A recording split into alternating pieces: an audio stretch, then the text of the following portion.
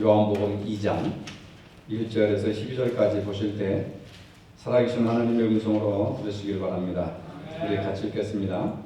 사흘째 되던 날 갈릴리 가나에 혼례가 있어 예수의 어머니도 거기 계시고 예수께서 포도주가 떨어진지라 예수의 어머니가 예수에게 이르되 저들에게 포도주가 없다 하니 예수께서 이르시되 여자여 너 무슨 상관이 있나이까 내 때가 아직 이르지 아니하였나이다. 그의 어머니가 하인들에게 이르되 너에게 무슨 말씀을 하시든지 그대로 하라 하니라. 거기에 유대인의 정결 예식을 따라 주set동 드는 보라말이 6이 놓였는지라 예수께서 그들에게 이르시되 항아리에 물을 채우라 하신즉 아구까지 채우니 이제는 떠서 연회장에게 갖다 주라 하시매 갖다 주었더니 연회장은 물로 된 포도주를 맛보고도 어디서 났는지 알지 못하되 물도 온 하인들은 알더라. 연회장이 신랑을 불러 말하되 사람마다 먼저 좋은 포도주를 내고 취한 후에 낮은 것을 내거늘 그들은 지금까지 좋은 포도주를 주었도다 하니라. 예수께서 이 첫 표적을 갈릴리 가나에서 행하여 그의 영광을 나타내심에 제자들이 그를 믿으니라. 그 후에 예수께서 그 어머니와 형제들과 제자들과 함께 가버나움으로 내려가셨으나 거기에 여러 날 계시지는 아니하십니다. 아멘. 갈릴리 가나 마을에 결혼식이 있었습니다. 예수님의 어머니가 그곳에 계셨고 예수님께서도 제자들과 함께 초청을 받아서 그 잔치에 손님으로 와 있었습니다. 결혼잔치가 흥겹게 무르익어갈 무렵에 포도주가 떨어져 가자 예수님의 어머니가 걱정스러운 듯이 예수님에게 말씀했습니다. 포도주가 바닥이 났구나. 예수님께서 말씀하십니다. 어머니 그것이 어머니와 내가 관여할 문제입니까? 지금은 나의 때가 아닙니다. 재촉하지 마시오. 어머니 마리아가 지체 없이 종들에게 말합니다. 그가 시키는 대로 무엇이든지 하여라. 이야기는 급박하게 진행되고 있습니다. 거기에는 유대인들이 정결 예식에 쓰는 물 항아리 6개가 놓여 있습니다. 항아리는 각각 75리터에서 110리터 정도가 들어가는 크기의 항아리들이 놓여 있었습니다. 주님께서 종들에게 지시하십니다. 항아리에 물을 가득 채워라. 그러자 항아리가 넘치도록 물을 갖다가 채웠습니다. 예수께서 말씀하십니다. 이제는 그 물을 떠다가 연회장에게 갖다 주어라. 연회장은 누구냐면은 그 모든 결혼 잔치를 주관하는 그 대표자가 됩니다. 신랑이 아닙니다. 연회를 베푸는 그 주연을 얘기하는 것인데 그 사람에게 갖다 주어라 하자 종들이 그대로 했습니다. 잔치를 맡은 자가 물이 변하여서 포도주를 맛보고 큰 소리로 신랑을 불러 말합니다. 내가 알기로는 누구나 처음에는 가장 좋은 포도주를 내다가 손님들이 잔뜩 취하고 나면은 질 떨어진 나쁜 포도주를 내는데 어찌하여 이 집은 지금까지 가장 좋은 포도주를 남겨두어서 마지막 때에 더 맛있는 포도주를 주는가 하고 이렇게 칭찬을 했습니다. 가나에서 행한 이 일은 예수님께서 첫 번째 표적을 베푸신 것이고 많은 사람들이 예수를 믿게 되었다고 하는 간단한 이야기입니다. 우리가 이 이야기를 수없이 많이 들었고 또 이야기를 많이 우리가 이야기하고 설교도 많이 들었습니다. 여러분 전통적으로 유대인의 혼인잔치는 보통 일주일 내지 2주간에 걸쳐서 밤에만 흥겹게 진행되고 있었습니다. 혼인잔치가 열리는 연회장은 인간사에 가장 바쁘고 가장 기쁘고 또 결혼이라고 하는 것이 인륜지대사의 가장 큰 그런 일이라고 할 수가 있습니다. 이날은 모든 하객들과 마을 주민들이 기뻐하고 즐거워하는 날입니다. 그런데 혼인잔치의 필수품인 포도주가 떨어졌다고 하는 것은 잔치의 기분을 깨뜨릴 뿐만 아니라 주인에게 커다란 수치였습니다.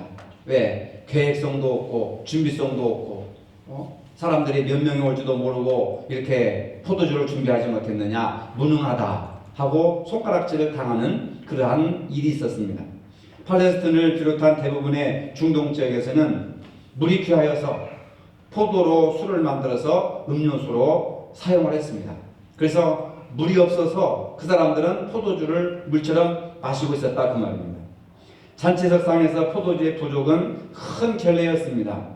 행복한 혼인과 즐거운 잔치가 포도주의 부족으로 순식간에 썰렁한 분위기가 되어버릴 그러한 위기가 닥쳐온 것입니다. 여기저기서 손님들이 불평을 합니다. 낭패가 아닐 수가 없습니다.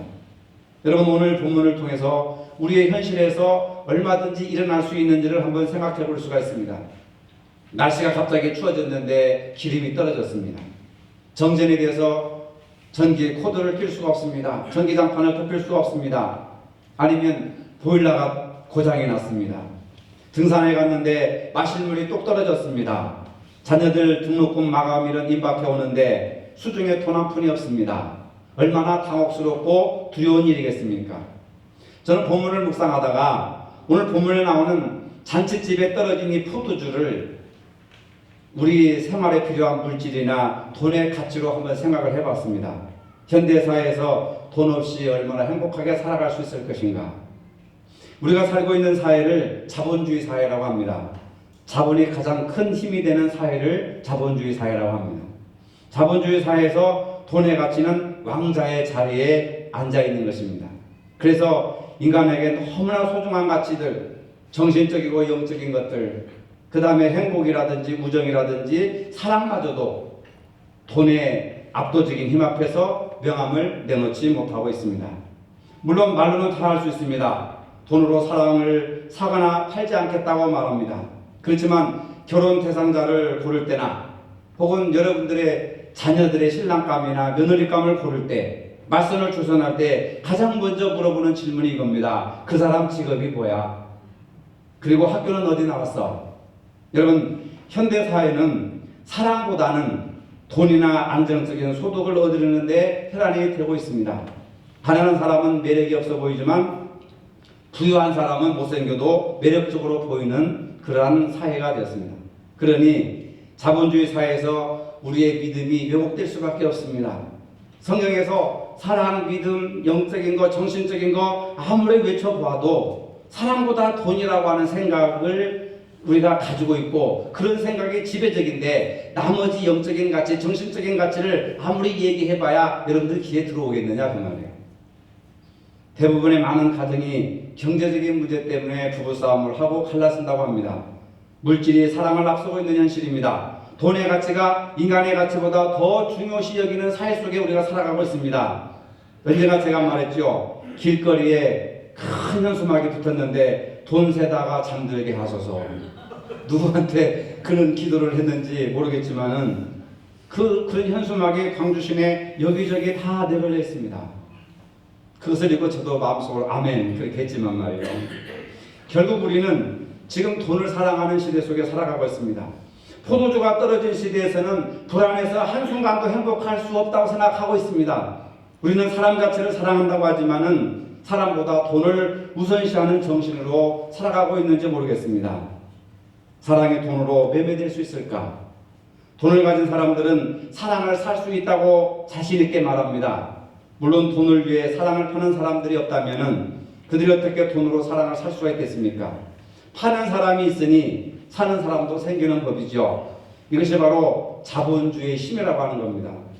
괴테가 쓴 파우스트에 보면은 파우스트는 나이 많은 학자고 힘이 없는데 젊음과 건강과 행복을 준다고 하는 그 메피스토텔레스라고 하는 사탄과 자기 영혼을 놓고 거래를 합니다. 나에게 행복과 건강과 젊음을 준다면은 내 영혼을 팔겠다. 이것을 같이 토의하던 상황에서 어느 그 철학과 교수가 이런 말을 합니다. 나는 10억만 주면은 내 영혼을 마귀에게 팔겠다. 그런 얘기를 하더라고요. 10억만 주면 내 영혼을 팔겠다. 여러분, 저는 그 소리를 듣고 충격을 받았습니다.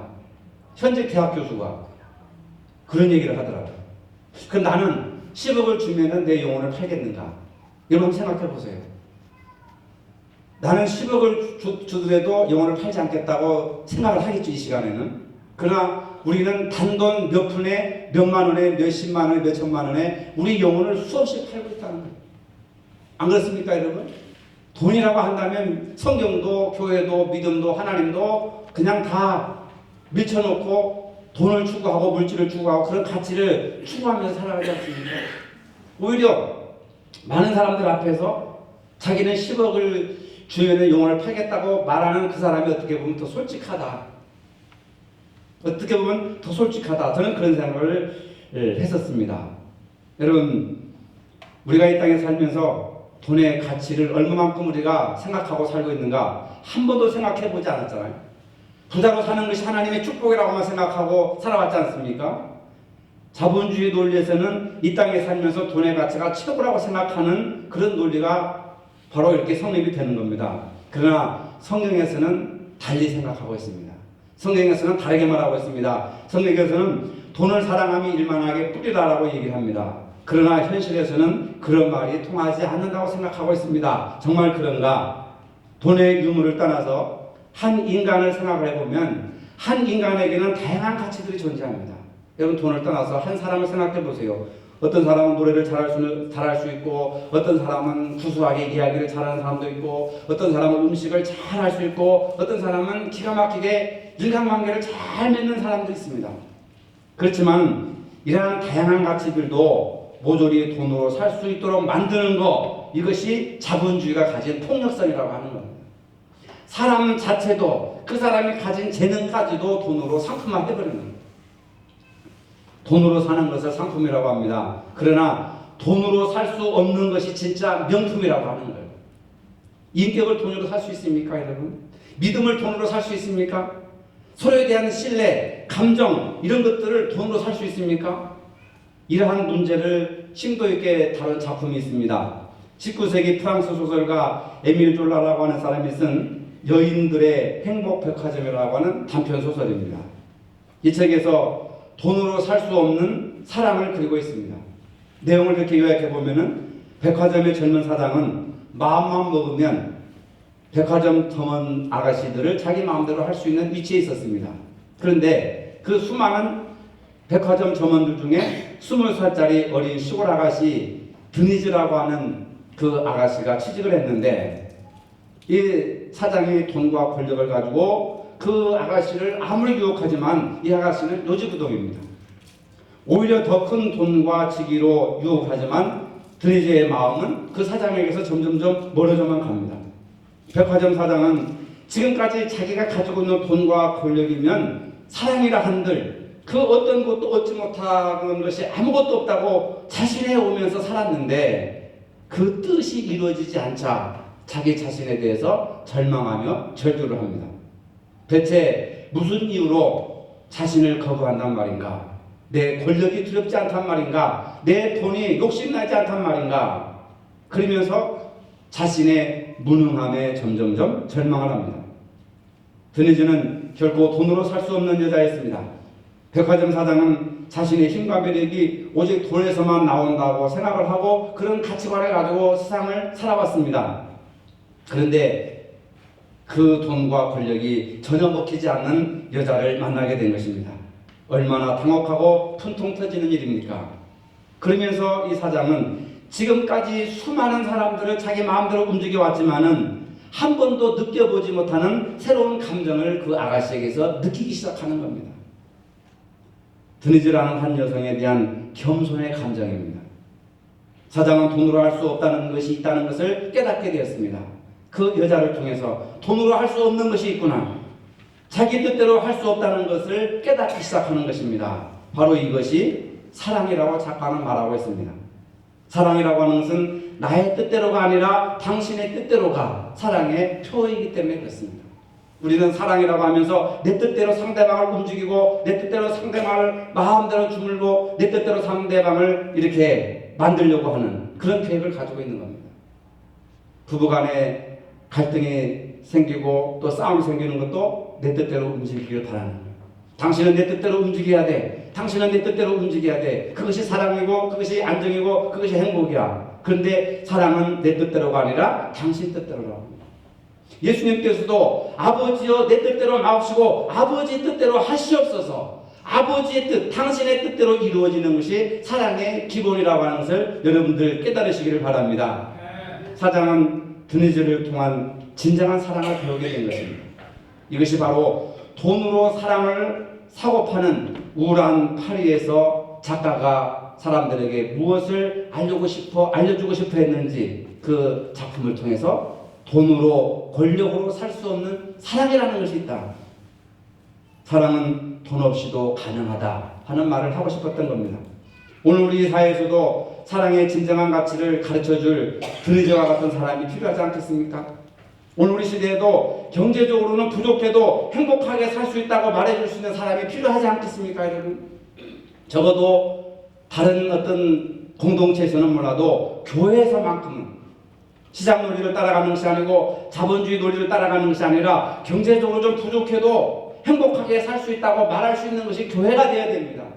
그러나 교회마저도 파우스트가 메피스토텔레스에게 영혼을 팔았듯이 교회마저도 그 순수성을 자본으로 그냥 대체해버리고 자본주의 논리에 팔아버리는 그런 안타까움이 오늘 현대 교회의 모습이 아닐 수가 없습니다. 여러분 이런 생각을 해보셨습니까? 잔치집에 포도주가 풍성했다고 한다면 예수님께서 개입하셨을까요?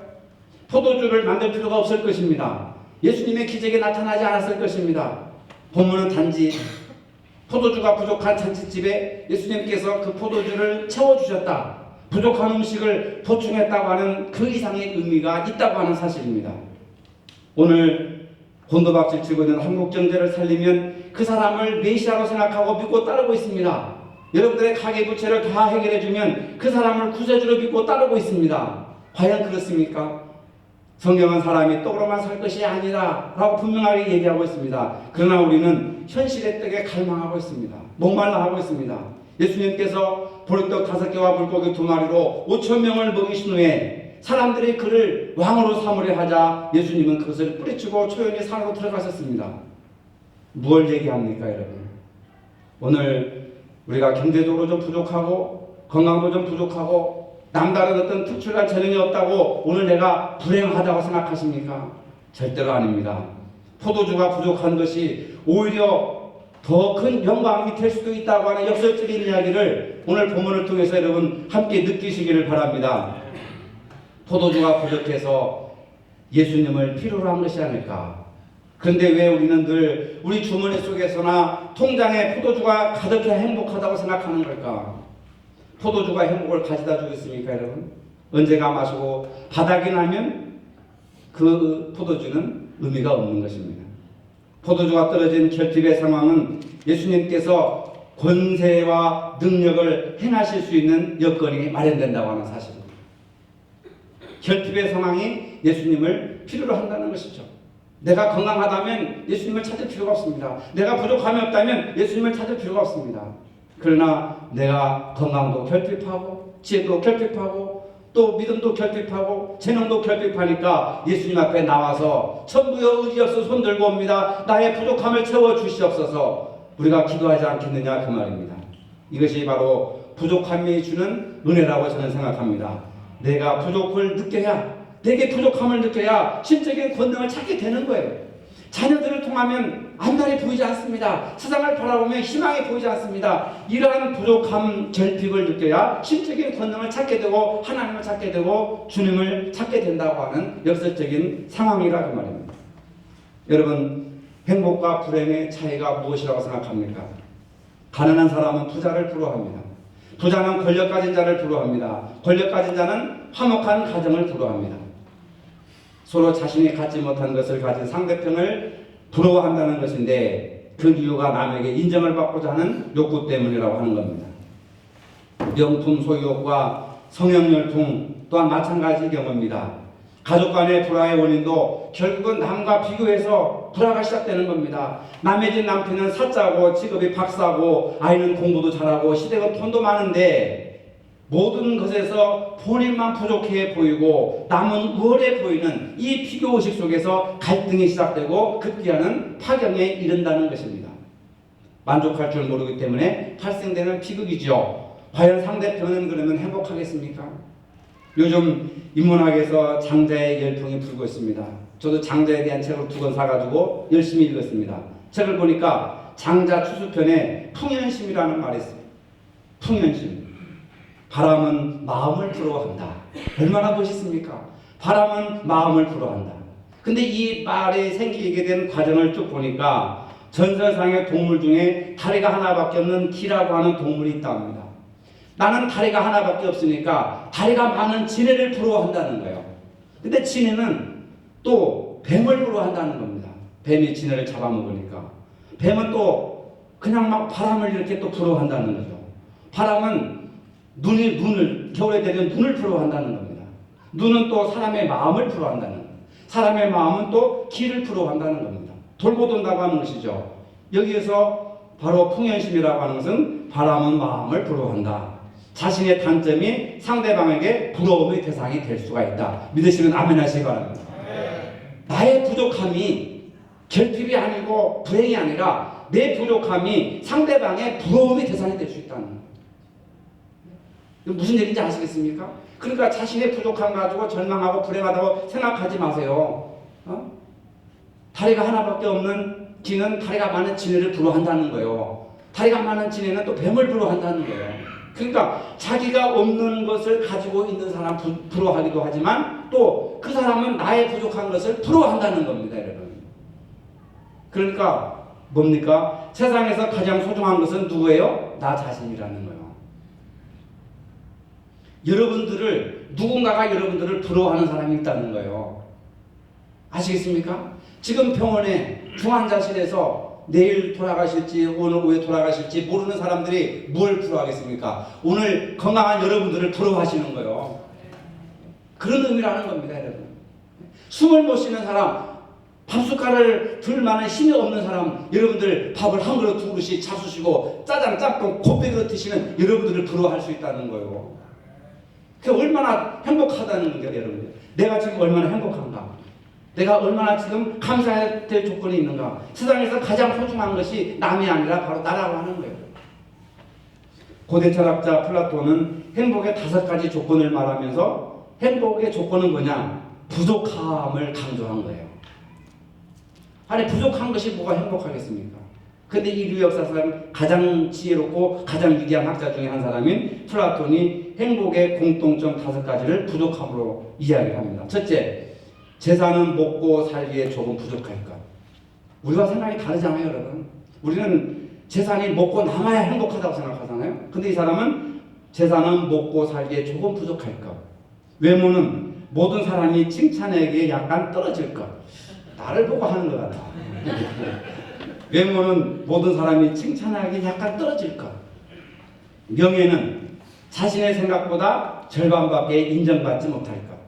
그러니까 모든 사람들한테 인정받지 못한다고 나는 불행한 사람이다 생각하지 마세요. 우리 교회의 절반 성도들이 내 어떤 명예를 인정해주면 그 사람 행복하다는 거예요. 가정 식구 4명인데 2명이 나를 인정해주면 그 사람이 행복하다는 거예요. 여러분. 그 다음에 셋째, 체력은 남과 겨루었을 때 한 사람 정도는 이기고 2사람에게는 질 것. 한 사람에게 이기고 2사람한테 지는 정도의 체력이라면 행복하다는 거예요. 우리 다 이게 행복하다고 생각하잖아요. 욕심이라고 하는 겁니다. 5째, 말솜씨는 연설을 할 때 청중의 절반 정도가 박수를 치는 정도일 것. 다 박수 치기로 원하지 마세요. 절반 정도 박수만 쳐도 나는 연설을 잘한다. 그러니까 저도 위로를 받습니다. 내가 설교할 때 여러분 절반 정도만 아멘 하다 나는 설교를 잘한다 생각하는 거예요. 아멘. 절반 좀 더 하시네. 이게 바로 행복의 공통점이 부족함에서 온다. 우리 생각을 바꿔주는 내용이죠. 적당히 모자란 가운데 채우기 위해서 노력하는 삶 가운데 행복이 있다는 겁니다. 부족함의 미학이라고 하는 설교 제목을 부족함의 미학하면 좀 너무 어렵고 철학적인 의미가 있어가지고 그냥 부족함의 은혜로 바꿨습니다. 부족한 것을 행복하게 생각하는 사람이 진정한 부자인 줄로 믿으시길 바랍니다. 돌 항아리도 비어있을 때 채워질 수가 있는 것입니다. 비움은 채움을 전제로 하는 것입니다.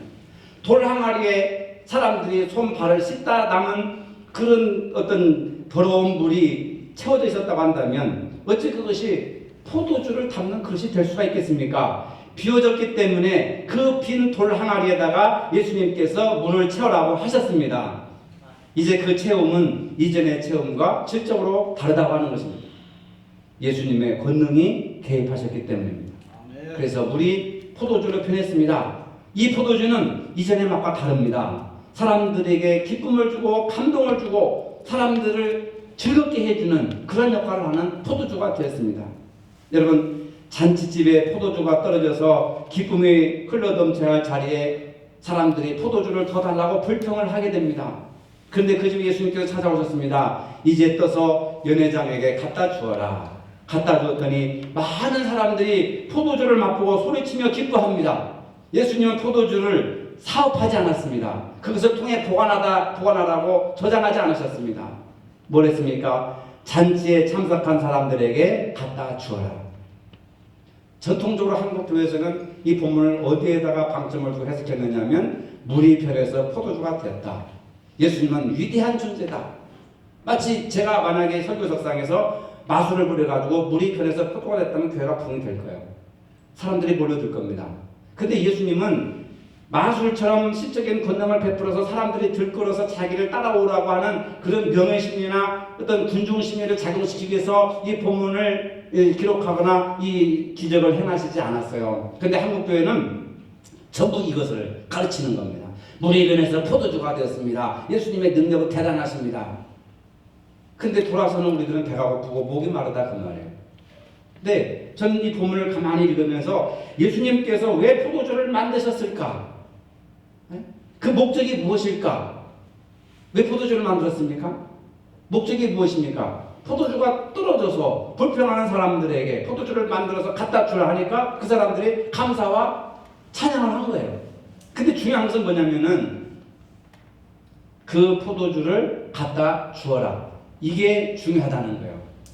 아니, 이것이 중요한 겁니다. 저는 그렇게 생각을 한 겁니다. 잔치에 참석한 사람들에게 주었습니다. 갖다 주니까 모두 함께 나누어 마실 때 기쁨과 즐거움이 차고 넘쳤다고 하는 겁니다. 우리 집에 아무리 좋은 포도주가 있다 하더라도 그것을 나누어 마시지 않으면 기쁨과 즐거움이 넘치지를 못하는 거예요. 나는 배부르고 나는 행복할지 몰라도 이웃집 사람은 마치 지난주에 설교했던 것처럼 나사로처럼 굶어 죽는 사람이 생긴다고 한다면 그게 무슨 의미가 있겠느냐.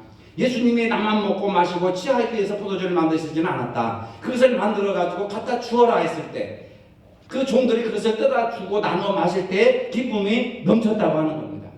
예수님은 심지어 자기 살과 피를 아낌없이 우리를 위해 쏟아 부어주시면서 생명을 나눠주셨습니다.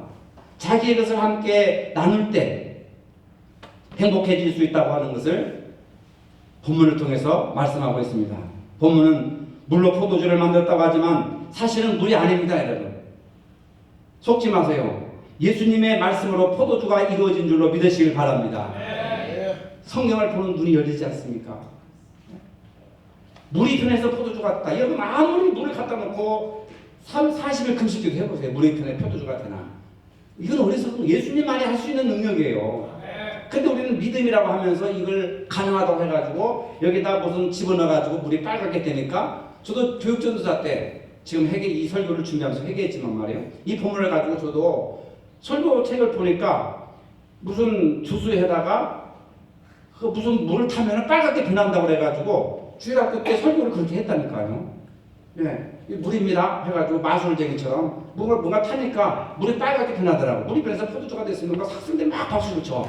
막 내가 뭐가 된 것 같아. 영웅이 된 것 같아요. 한국교회가 지금까지 이걸 가지고 이렇게 막 읽고 여기에 아멘을 했습니다. 중요한 것은 뭐냐면 왜 포도주를 만드셨을까? 그걸 가지고 사업을 하거나 장사를 하거나 자기 집 창고에 숙성시키지 않았다고 하는 거. 그것을 곧바로 사람들에게 나누어서 함께 먹고 마시게 했을 때 그 자리에서 기쁨과 즐거움이 차고 넘쳤다고 하는 겁니다. 그리고 물이 변해서 포도주가 됐는데 사실은 예수님의 말씀으로 포도주가 된 것이죠. 물이 저절로 화학 반응을 일으켜가지고 포도주가 된 게 아닙니다, 여러분.